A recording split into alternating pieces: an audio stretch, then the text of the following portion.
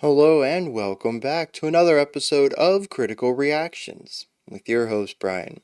We're going to continue on with this week's theme, exploring songs with unexpected vocals. Today, diving into the world of meltbanana, which I think we've heard in a live stream before. Just wild stuff I think is ahead of us right now. We're going to be looking at the track Shield for Your Eyes, A Beast in the Well on Your Hand, from the 2003 album Cell-scape. I have no idea what we're in store for here, so I think anything's going to be unexpected.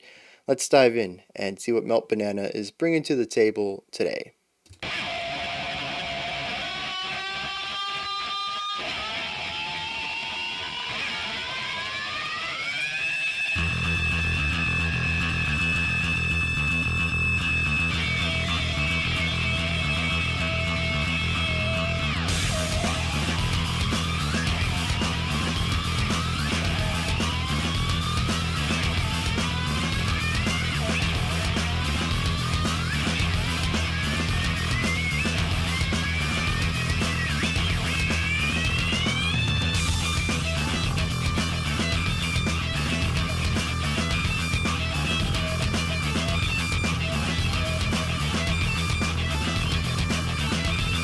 Very noisy. That guitar tone is something.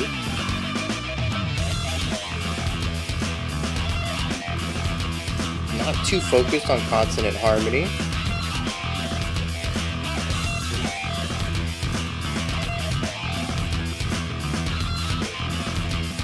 Very tight snare roll on that drum pattern.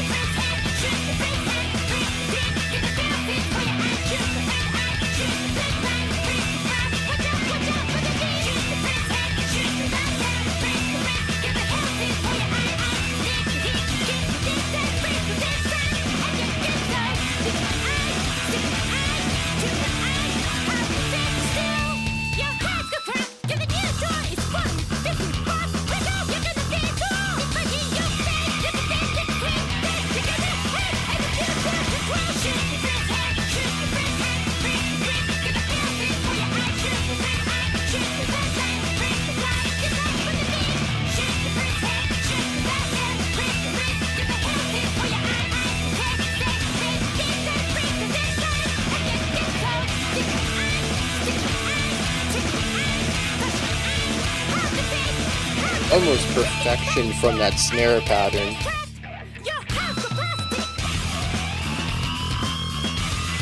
The thing is too, it's super groovy. It's not something you would expect.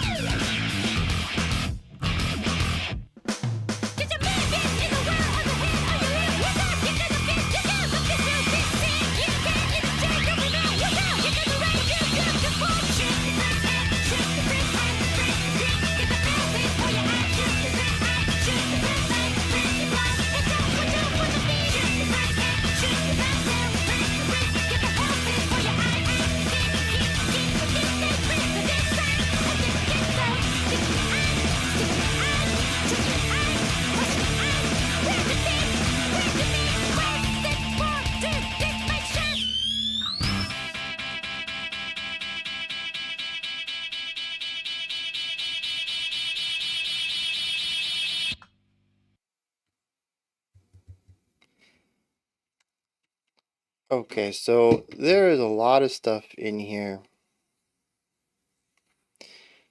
That was unexpected. Not just the vocals, but yeah, I mean, let's stick with that for a second, right?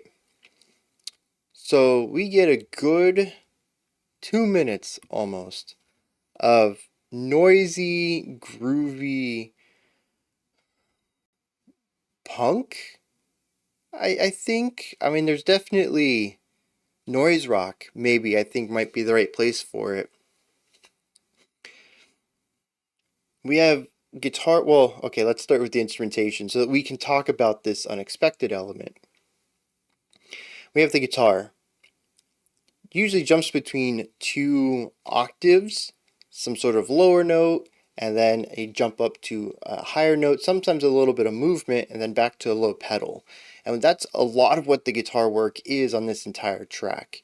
It's presenting a lower, fatter tone, and then a higher, more piercing note that also tends to focus less on harmonic consonants. The lower note, I feel, tends to work in harmony with what the bass is playing or what the other guitar is playing, where the higher note tends to not really care if it's has any sort of tonality to it. It introduces dissonance through this higher note. The bass has some, well, first of all, it's just a fantastic tone overall. I love the way the bass sounds on this. But we also have these moving ideas. It's what drives the song forward. It's what creates any sense of quasi melody before the vocals come in. And then we have the drums. Lots of toms, lots of snare, lots of bass kick, not a lot of cymbal work, and a lot of rolls to keep the energy going and to create contrast between repetitions of the pattern. That's pretty much the first 2 minutes. It is noisy, it is gritty, it is dirty, it is groovy, above all, somehow. But yeah, I think the noise and the grit kind of shine through. And out of all of that, we get the vocals, which I think couldn't be further from that. They're not gritty. They're not low and a wide tone. It's narrow, high-pitched, piercing, and clean. There is a little bit of extra oomph in the delivery that gives it a flavor of angst, but it isn't really carrying many of the characteristics that the music is. And I don't even think it's necessarily just that I believe it's a female vocalist. I think even if a male vocalist decided to utilize a similar vocal style, the idea of higher pitched, of narrower delivery and shaping, and a removal of any sort of grit, whether it is just a compression to put on the cleans or harsh vocals in general, anything that I think would match the dirtiness of the song. This is just a very clean sound. That's the unexpected part to me. Anybody could have delivered this or delivered a similar style and it still would have been unexpected. It's the cleanliness, it's that division between the grit and dirt of the music and the cleaner vocal delivery. But you know what's kind of weird? I think it works. And I wish I knew why. I mean, maybe it's just a simple element of contrast. It's alluring. It's interesting because I haven't heard something like it before. And that's always going to catch my intrigue. That's going to make me want to stick around. That's going to make me want to check out more. I haven't heard this before. But there has to be something more to it because as people listen to this and become familiar with it, I wager they still stick around.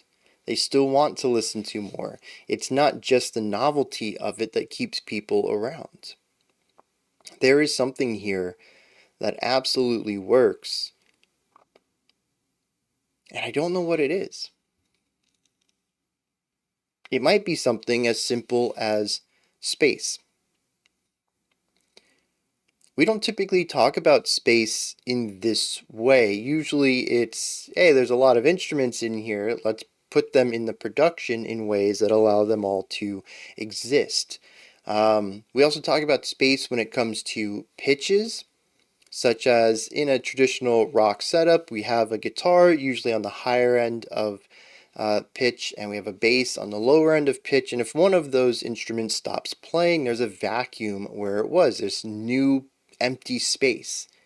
If the bass just stops playing, the song loses that low end resonance and kind of feels like it lacks the grounding now. It's a vacuum of sounds.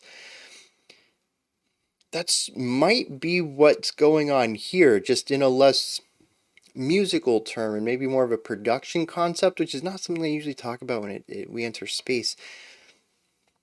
The idea of dirtiness and cleanliness.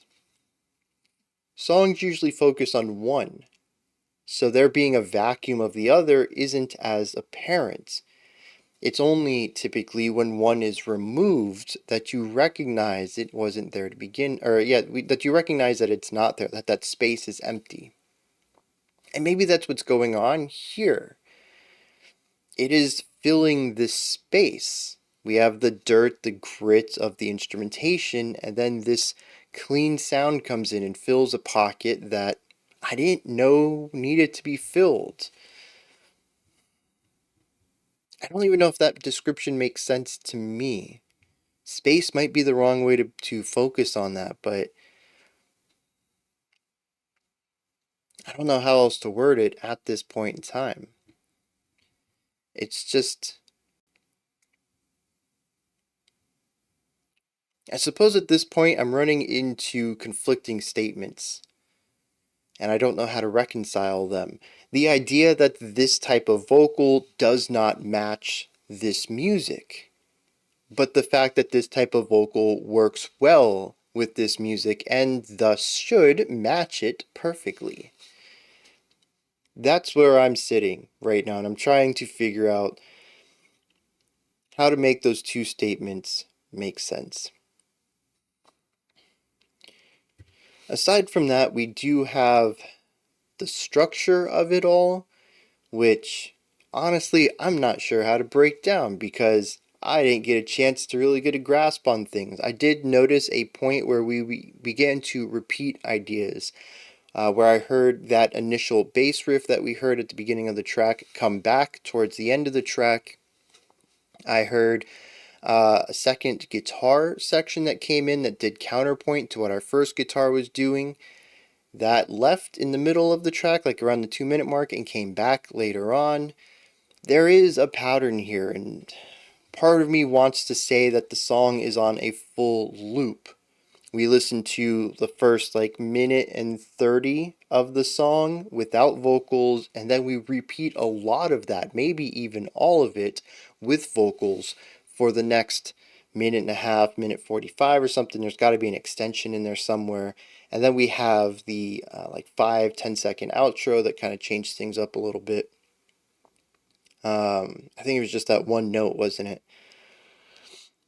So that's sort of what it feels like to me, but I never really quite got a grasp on that. And if that is the structure of it,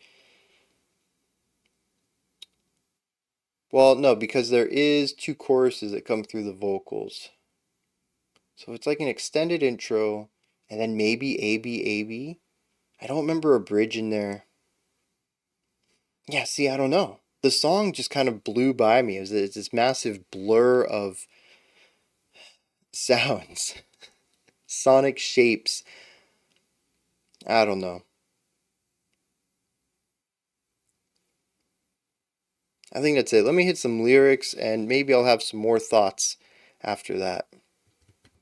Alright, so I was on track with there being a tight cycle going on with this song, but I misunderstood or didn't catch what the cycle itself was. The song goes between verse, chorus, post-chorus, and a bridge. We do that 3 times, with the final third bridge being the outro.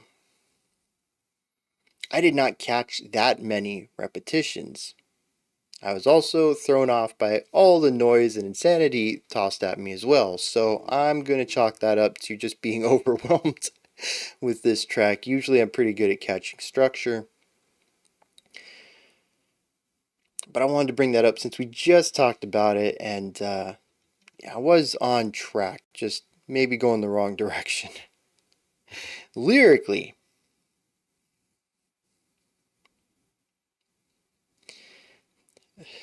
I could probably just end this right here and say I don't know, and I'll see you next time, because, what?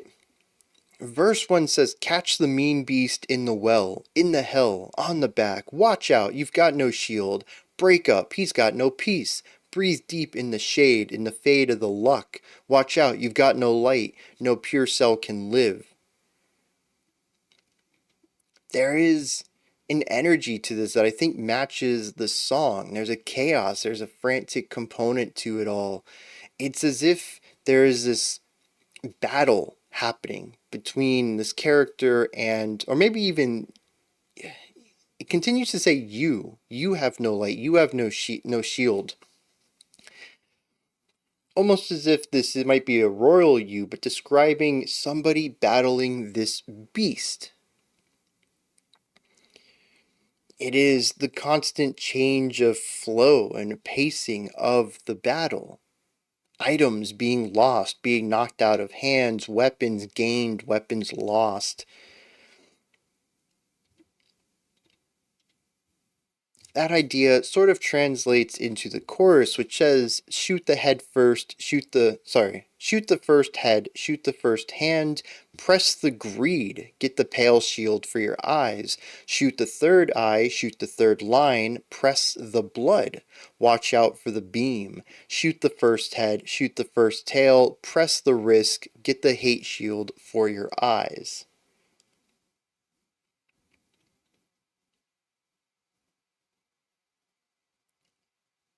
It is still, once again, about that combat. This beast has many heads and many hands and many eyes. Also, presumably many tails, as it says, shoot the last tail. And you're continuously pressing on. You press the greed, you press the risk, which I see as kind of lining up together. It's about taking that big play. High risk, high reward. Sometimes it doesn't pay off. It is a risk. It is being greedy. Greedy with your gains, greedy with your offensive.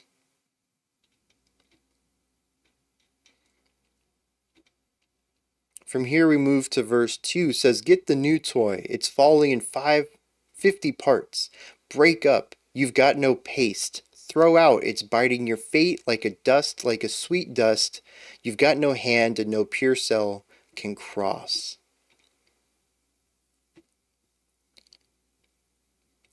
Verse 3, "Catch the mean beast in the well, on your hand, on your left. Wake up, you've got no fist. Look up, no peace will be seen. In your hand, in the shade of your mind, watch out, you've got no right. Your pure cell can't spark." I don't know that I always understand these. I get the franticness, sequence of incomplete ideas, sort of abruptly stated as if they mean things that require context, but the context simply can't show up. Things are moving too fast to get full, complete statements with all the back information you need. Instead, it's a series of shouted commands, as if there's some spectator to this combat.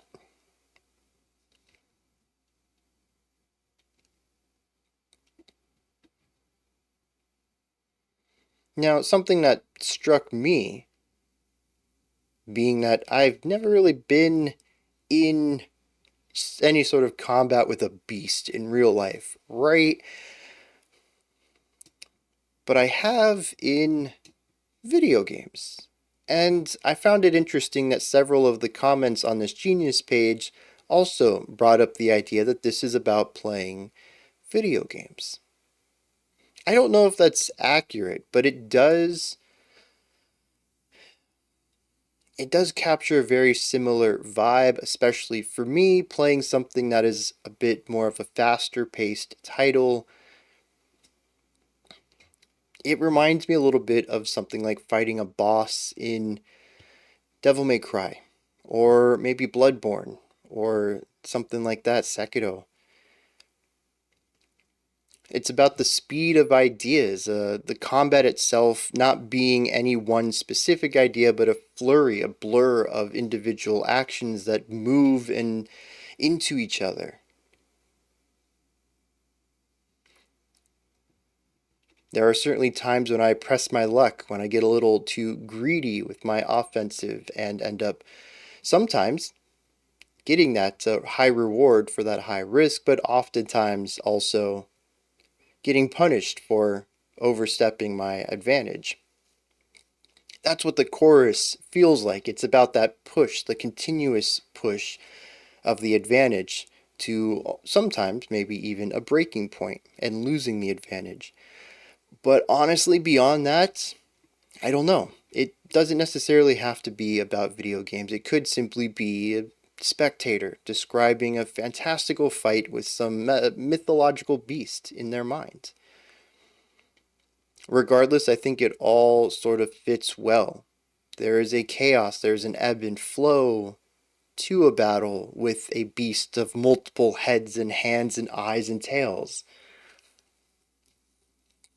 And I think this song captures that energy, the chaoticness of it all, but also the flow state of having the adrenaline pumping and the focus, so concretely centered on a specific moment.